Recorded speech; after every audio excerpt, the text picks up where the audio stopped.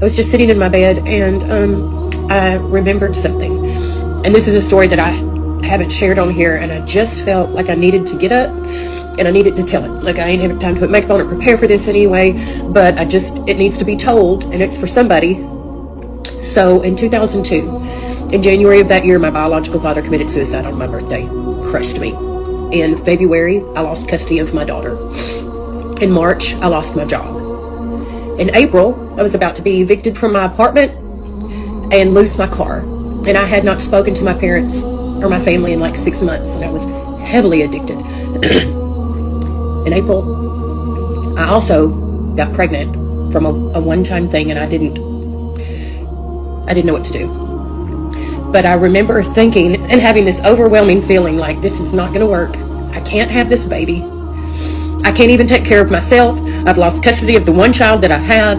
My parents don't speak to me. There's absolutely no way that this is going to work. And so I scheduled an abortion because that made sense to me. It made sense to let this child stay with Jesus, was my thinking. Let this child stay with Jesus and not bring it into my crazy life, because my life was in shambles. Absolute shambles. I was so addicted. I was losing everything. I had no support because my life was a wreck. So I scheduled an abortion. And I remember a few days before the abortion was supposed to take place, I just remember falling on my knees in my apartment because I was so scared. Like, what if this is the wrong decision? And I remember telling God, I was like, God, I don't know what to do. I really don't know what to do. I don't know if this is the right decision or not. Like, is this wrong? It just almost seems wrong to let this baby come into my life, to already put it at a disadvantage, or to just let it stay in heaven with you where it's beautiful and peaceful, and it won't have to come into my mess of a life. I was like, but I don't know what to do, God. And so you've got to let me know something one way or the other. Like, I need to know in my heart what to do, because right now I'm mad and I'm angry and I don't want this baby. And I'm pissed off that I have this decision to make now. So God, you've got 3 days to let me know what to do. And that was that.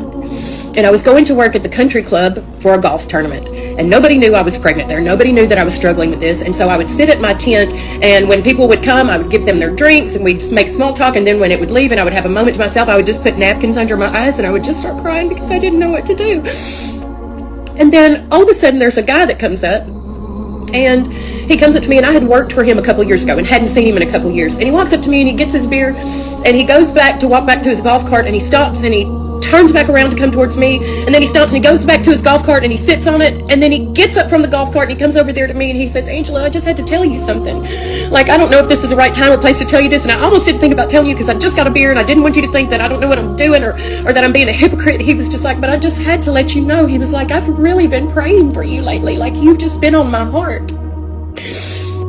And when I tell you, have you ever seen Mortal Kombat, where they get like this ball of energy and they just like, wah, and they just shoot it at you? It felt like a literal ball of energy hit me right in my chest and just went out. And it felt like in that moment, God was saying, Angela, if I've put you on his heart, somebody that doesn't see you every day, somebody that hasn't seen you in years, I haven't forgotten about you. I still see you. I still know what's going on. Like, I'm working.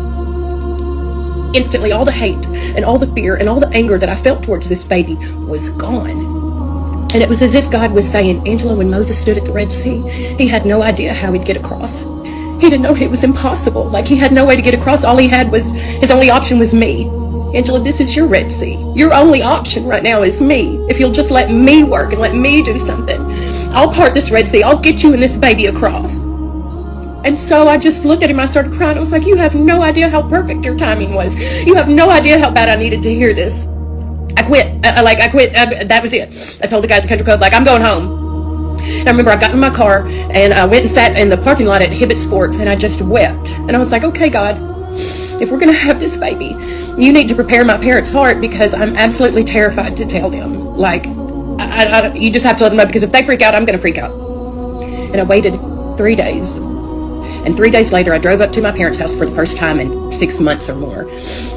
And I walked in, and my mama looked at me, and she said, Angela, what are you doing here? And I was like, I just needed to come see you. And so her and my little sister sat down at a table, and we just started talking, and I couldn't take it anymore, and I just blurted it out, I'm pregnant.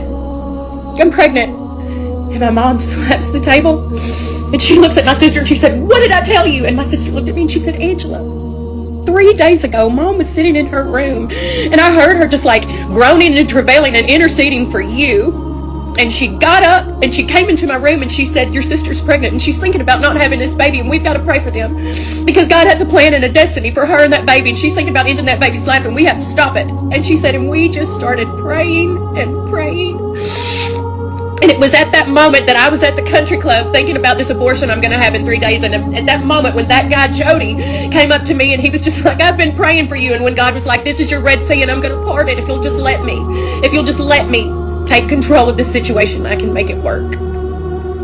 That baby is 21, almost 22 years old today. I still had a lot of work to be done on me, but God made a way for all of us. My faith was this big. I had this much. I had just an idea, just a thought that it might be possible, that God might could make it work. It was just this much. If you're in that situation and you just have just this much and you think it might be possible, that God might could make a way, that it might could work out, you take that and you run with it.